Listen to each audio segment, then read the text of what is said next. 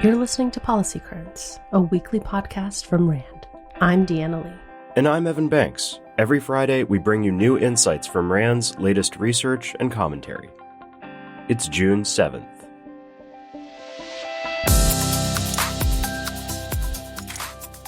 The Biden administration recently authorized Ukraine to use U.S. weapons for limited strikes inside Russian territory.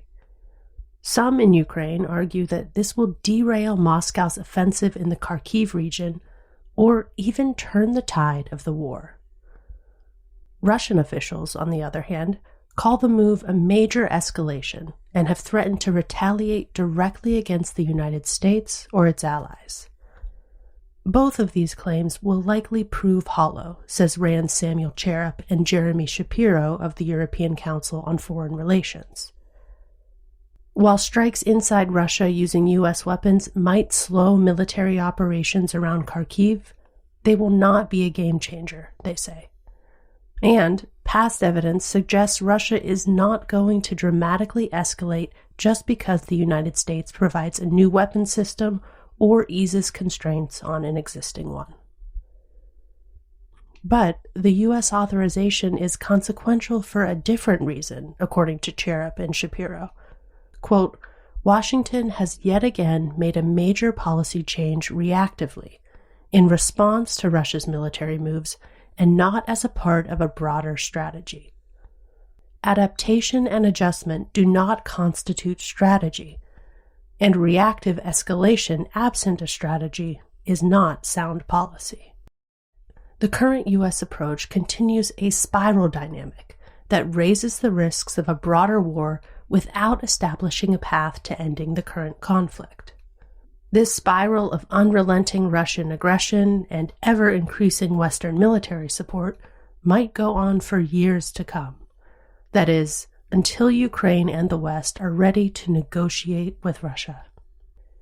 As of right now, Ukraine and the West show no signs of being ready to start bargaining with Russia. This means that Ukraine will continue to suffer, and the cost of the war to the West will continue to mount.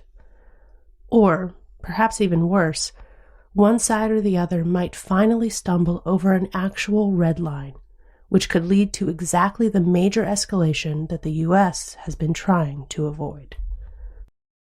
LGBTQ+ veterans have unique needs and challenges when it comes to accessing timely and appropriate health care.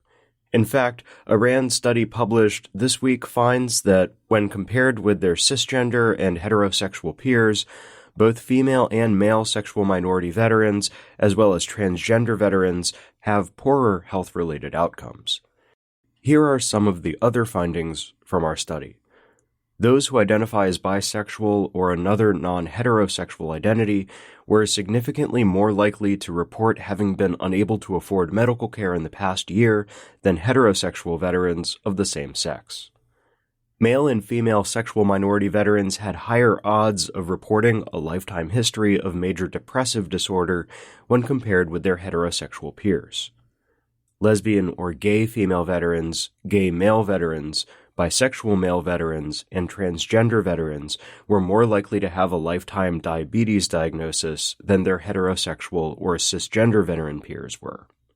And living in a state with a more favorable LGBTQ+ policy climate was associated with better health-related outcomes. The authors identify recommendations that could help support the health and well-being of LGBTQ+ veterans.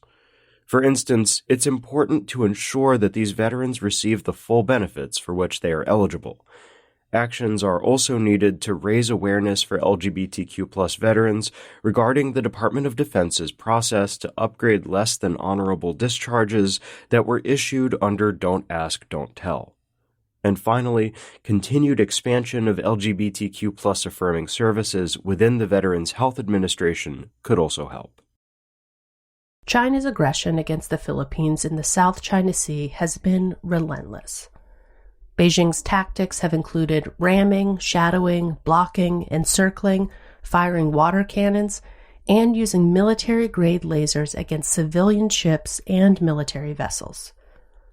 Further, China relies on its formidable Coast Guard and so-called fishing militia.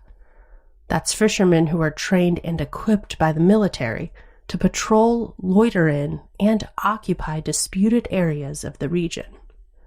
According to RAND's Derek Grossman, quote, China has the Philippines in an ever-tightening stranglehold that is increasingly compromising the latter's sovereignty and territorial integrity at sea.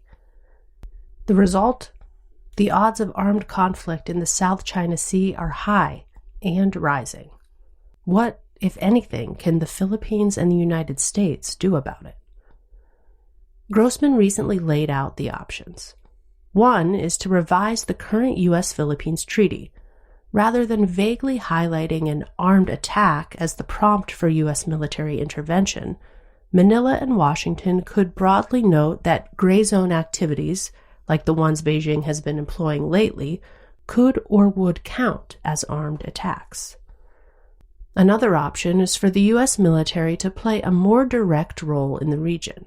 For instance, some have argued for varying levels of U.S. involvement in the region without establishing a military base, such as combined naval or Coast Guard patrols.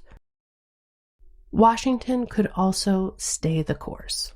This would mean continuing to bolster the alliance through expansion of the existing defense cooperation agreement, more focused annual military exercises, and other engagements, as well as helping Manila to build its own military capabilities and expose China's bad behavior to the world. The best option, Grossman says, may be for the U.S. and the Philippines to stay the course, but to add new elements to their approach, such as imposing costs for China's aggression.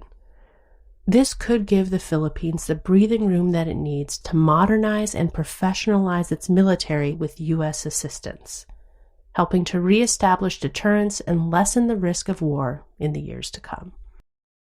To protect vulnerable renters from unsafe heat, Los Angeles County is considering establishing a safe maximum indoor temperature threshold for rental units. Although the details have not been finalized, the current proposal gives little in the way of guidance or support for how landlords should go about keeping units cool. According to Hyman Park of the Party Rand Graduate School and Rand's Flannery Dolan, this means that most landlords will likely end up doing what's quick, easy, and not particularly costly. They will buy an air conditioning unit. AC units use more energy than almost any other cooling system during extremely hot days. This is because when outdoor temperatures are very high, AC units must run for longer periods to keep the space cool. At unprecedented high air temperatures, the probability of every AC unit in the region getting turned on approaches 100%.